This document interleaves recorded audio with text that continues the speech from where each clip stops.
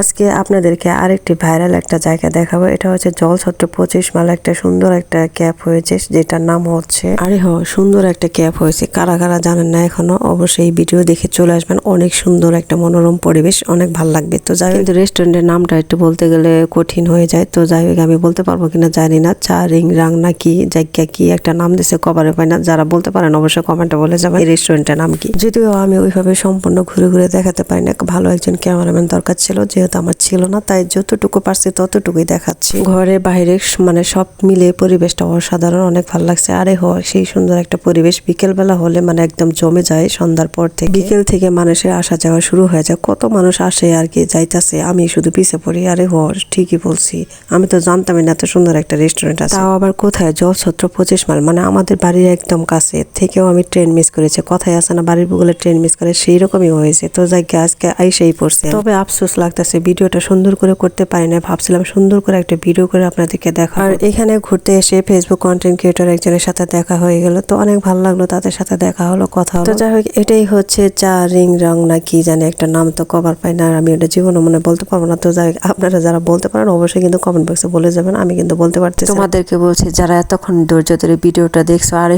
তোমাদেরকে বলছি এতক্ষণ যারা তোমরা দেখলা, তারা অবশ্যই কমেন্ট করে যাবে তোমাদের এই পরিবেশটা কেমন লাগছে, সেটা অবশ্যই কমেন্ট বক্সে বলে যাবা। তো আজকের মতো এই পর্যন্তই। ভালো থাকবে সবাই, দেখা হবে নেক্সট অন্য কোনো ভিডিওতে।